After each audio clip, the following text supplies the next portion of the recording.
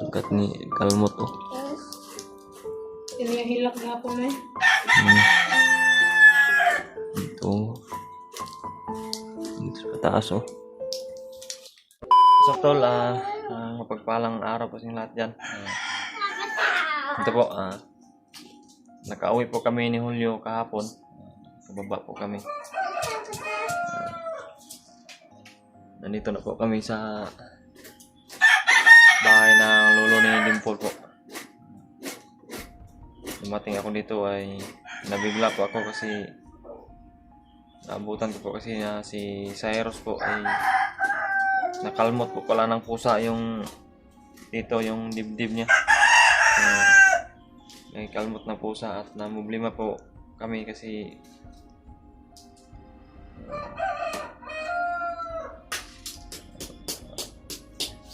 kailangan namin to dalhin sa tuturukan ng anti-rabies siguro kasi di pwede na pabayaan ng itong kalmot na pusa. Delikado po sa bata po, ligaya ng bata. Yan po si Cyrus po, naglalaro ng mais. Dami kasing mais dito. Lolo ni Dimple. Dong! Cyrus, ali! Ang yayay, we! Kita ang yayay. Linali. Yung nakakagat pa na, ay nakakalmot na pusa ay maliit pa. Ito yung kalmot eh. Ito. Yung kalmot na pusa kahapon. Yung nakakalmot na pusa ito maliit. Delikado ito kasi ay, ang rabies nito. Malakas ang rabies. Wala!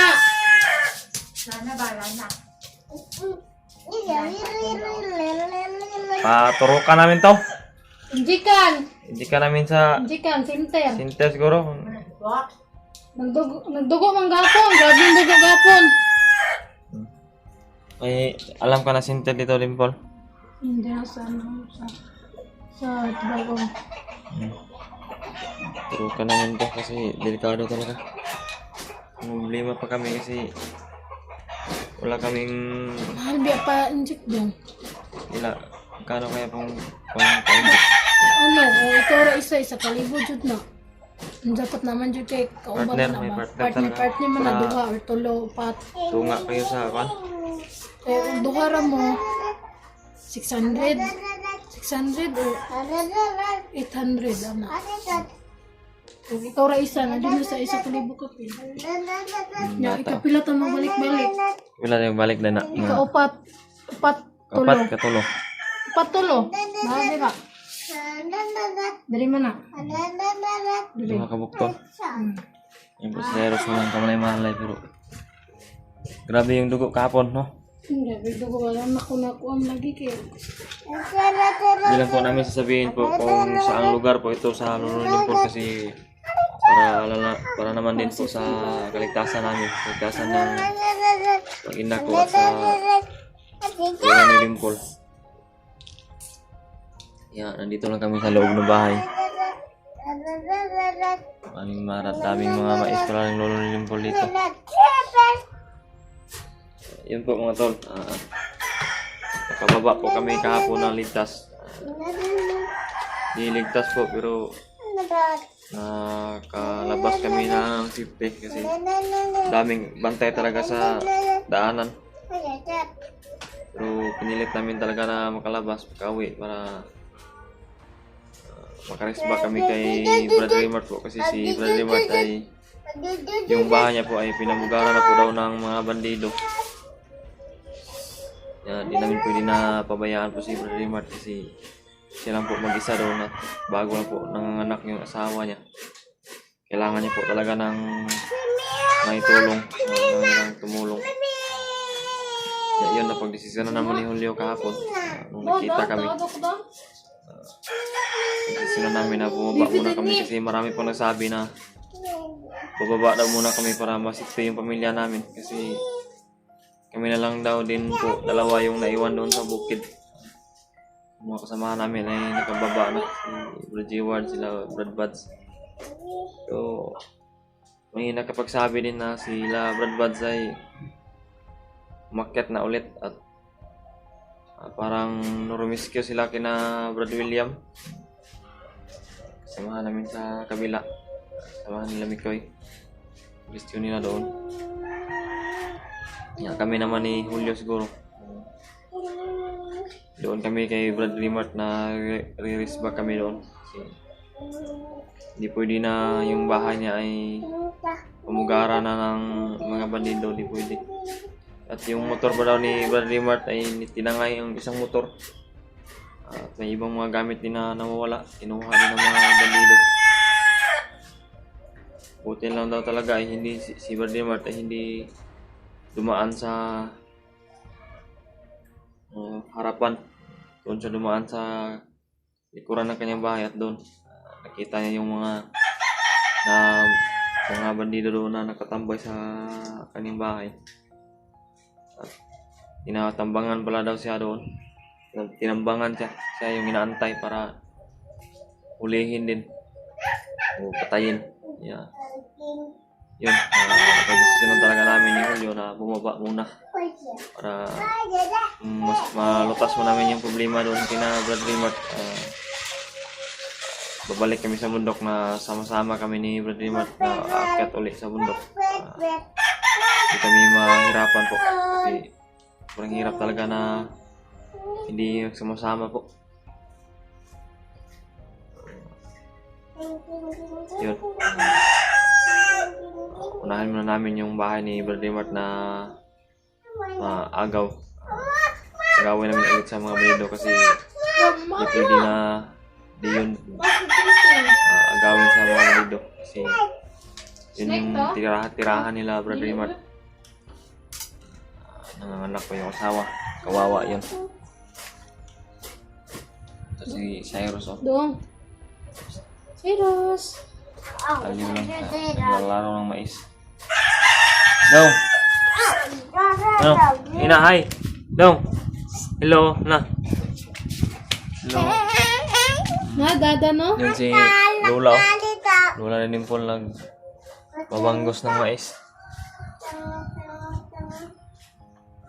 Sumta oras mo at turon din po sa Juan. Inter. Nahalos na ibi. Ha? Nahalos na ibi. Hindi. Dapat pino sa'yo ta. So, pag sa'yo na yung pagbagay ko ng kapoy parang lawas pag gabi tulog ko dito. Karating namin kahapon uwi. Wala ko kasi yung kalmot dumudugo pa. Buti na lang isang kamay lang yung nakakalmot sa dibdib ni Cyrus ba? Hindi dalawa. Nilaruan niya kasi yung iring di nabantayan ni Dimple. Naglaro para ng pusa.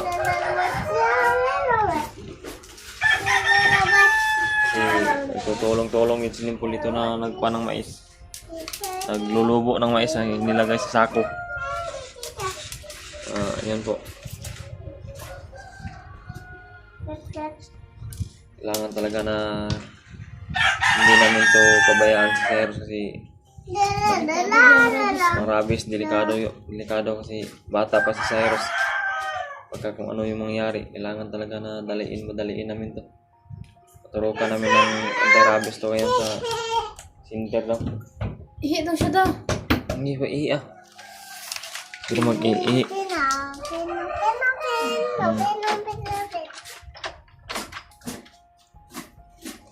Dito na ako sa loob kasi di pwede na pakita natin yung labas bahay, baka monitor tayo ng mga kalaban. Yun po mga tol, baka may mag-abot po din ng tulong po dyan sa amin kasi kailangan talaga na turukan si Cyrus ng anti-rabies po. Kahit konti-konti lang, may ipon naman yan.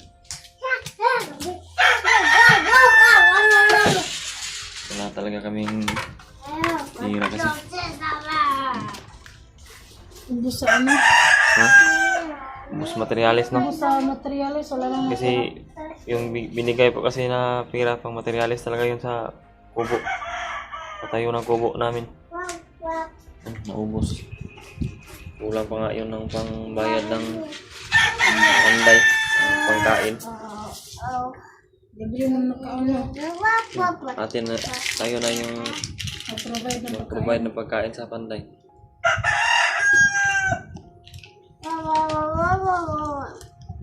Hey Ros. Dong. Okay Dong. ba? Inject taron dong ha. Inject taron na. Good, Ra? Okay ra mo dre. Simple. Hmm. Bilangin mo gawas-gawas na kasi. Alam mo, darang dito sa loob. Kanang iring, oy, kuan dyan ang iring, di dapat na panadulaan ka sa Eros na.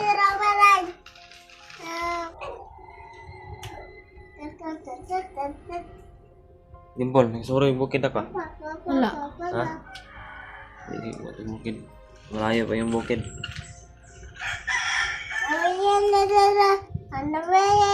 Ha? Masaya lang sa Eros. Buti na lang eh. Mas delikado siguro yung nakagat. Punta sa kalmot. O pareha lang. Palihar mas laba kay laman po doon ng ano niya ka ng Kuko. kuko. Kailangan talaga na dalhin to ngayon. Alas 9. Lakad po kami yung alas 9 po. Umaga. Umaga na kasi ngayon Ano rin. alas 7 pa. Yun ang mga nasibig. Eh, Maybe ko pag magkano sa tapos naming maligo pa ako kasi daming pamaon ng katawan ko. Yung bakbaka na nangyari sa bundok. Ayan si Eros. Basta yan naglalaro lang.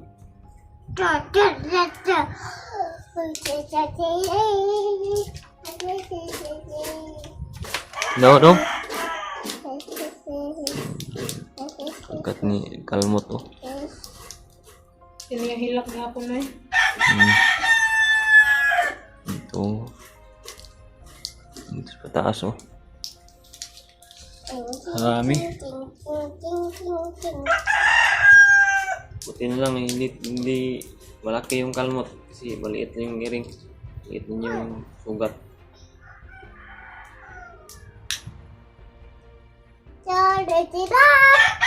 Dong, ilagay mo sa sako yan. Dong, ibutan sa sako, sunod. Mais. Sunod sa sako. Hmm? Hmm?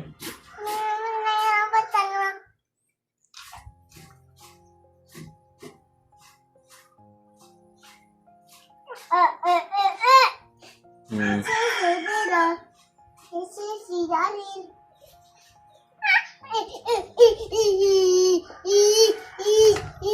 Siguro baka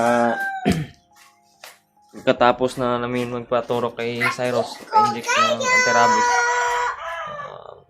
pupunta ako doon kina Brother Raymart, kay Bradulio. Subukan namin na puntahan yung bahay ni Brother Raymart. Kontakin muna siguro namin si Brother Raymart para malaman din niya na nakababa na kami at tutulungan namin siya. Kabawi yung bahay niya, paalisin yung mga bandido doon.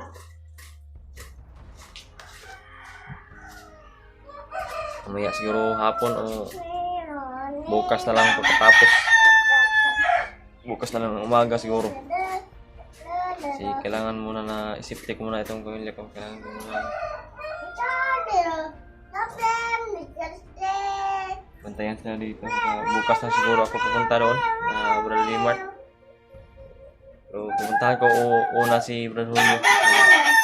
Subukan namin na kontakin si Brother Limart kung saan para, sabi ko, para malaman niya na nakababa kami, release ba kami sa kanya po. Tapos baka namin yung bahay niya. Kailangan niya talaga ng tulong namin. Siya lang mag-isa po.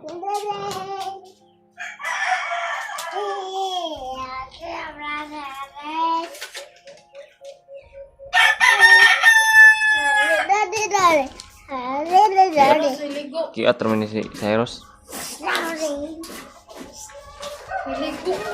Miligo. Yun lang po mga tol.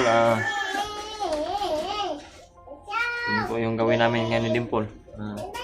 Turukan namin talaga ng anti-rabies si Cyrus. Yun lang po. Maraming salamat po lagi sa inyong suporta.